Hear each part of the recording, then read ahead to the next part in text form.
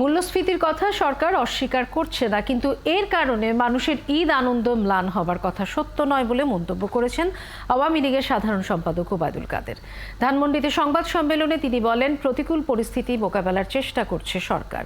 দুর্নীতির বিরুদ্ধে কঠোর অবস্থানে থাকার কথাও জানালেন তিনি। সৌমিত্র মজুমদারের প্রতিবেদন।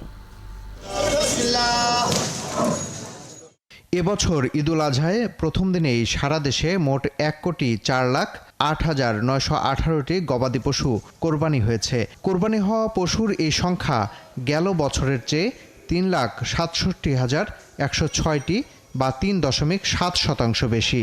এছাড়াও প্রিয়জনের সাথে ঈদ করতে ঢাকা ছেড়েছে রেকর্ড সংখ্যক মানুষ। এসব তথ্য জানিয়ে আওয়ামী লীগ সাধারণ সম্পাদক বলছেন, দেশে 10% মূল্যস্ফীতি হলেও মানুষের ঈদ আনন্দে ভাটা পড়েনি। সমস্যাটা বিএনপি আর ফখরুল সাহেবদের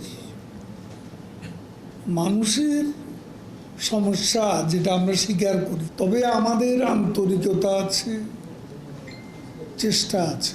বেনজিরের পর ডিএমপির সাবেক কমিশনার আসাদুজ্জামানের দুর্নীতির বিষয়ে সাংবাদিকদের প্রশ্নে আওয়ামী লীগ সাধারণ সম্পাদক বলেন, তার সম্ভাব্য দুর্নীতির বিষয়টি প্রমাণিত নয়। আসাদুজ্জামান মিয়ার বিরুদ্ধে মিডিয়ার কোনো রিপোর্টও তখন হয়নি, দুদকও কোনো তদন্ত করেনি। আমরা অন্ধকারে ডিল ছুড়ব কীভাবে? দুদককে স্বাধীনতা দেওয়া হয়েছে,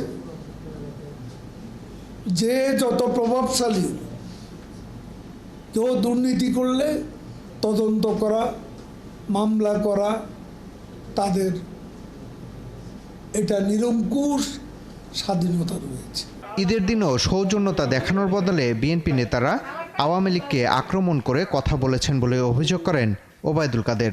বলেন, মিয়ানমার ইস্যুতে বাংলাদেশের সার্বভৌমত্বের উপর আঘাতের কোনো ঘটনা ঘটেনি। মিথ্যাচার, অপপ্রচার বিএনপি ছাড়েনি কিছু। সৌমিত্র মজুমদার, ৭১, ঢাকা। যে জনস্রোত